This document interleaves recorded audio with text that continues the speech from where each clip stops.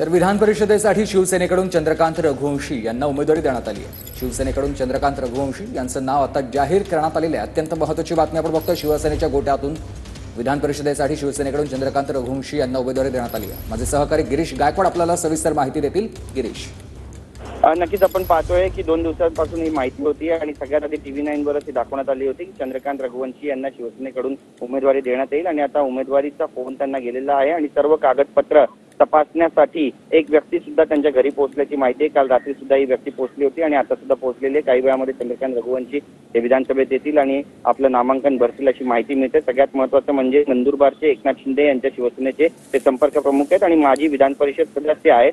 त्यासोबतच आपण जर पाहिलं तर विधान परिषदेतील एकनाथ शिंदे यांच्या शिवसेनेचे सदस्य आमशा पाडवी हे अक्कलकुवा मतदारसंघातून विधानसभेचे सदस्य म्हणून निवडून आले। त्यामुळे पाडवी यांची विधान परिषदेतील जी जागा रिक्त झाली त्या जागी आता त्यांची वर्णी लागेल असं बोललं जातं। 3.25 वर्ष कार्यकाळ बाकी असलेल्या या जागेसाठी आता विधान परिषदेची निवडणूक होते आणि त्यामुळे आता चंद्रकांत रघुवंशी यांची अखेरकार वर्णी लागली असं म्हटलं तर गैर ठरणार नाही। चंद्रकांत रघुवंशी 1992 पासून काँग्रेस पक्षाच्या सक्रिय राजकारणात सक्रिय होते आणि चंद्रकांत रघुवंशी 1992 मध्ये जिल्हा परिषदेचे सदस्य होऊन मग धुळे तसेच नंदुरबार जिल्हा एकत्रित असताना 6 वर्ष धुळे जिल्हा परिषदेचे अध्यक्ष। मी तुम्हाला थोडंसं थांबवतो। आपल्यासोबत थेट आता चंद्रकांत रघुवंशी जोडले गेलेत।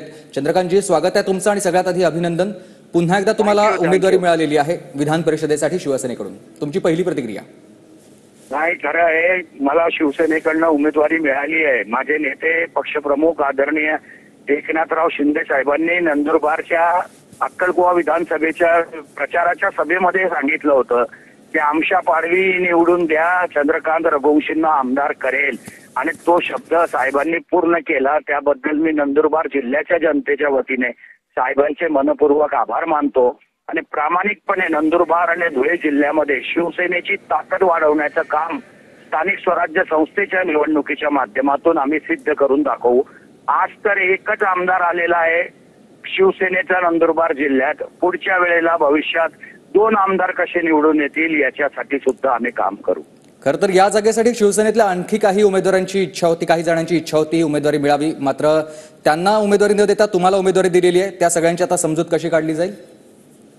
नाही, माझी अडचण साहेब वेगळी आहे। माझी अडचण अशी आहे की मी ज्या नंदुरबार जिल्ह्यातून येतो तिथल्या 4ही विधानसभा या आदिवासी बांधवांसाठी राखीव आहे आणि त्याच्यामुळे मी बिगर आदिवासी असल्याने मला कधीच संधी मिळत नाही।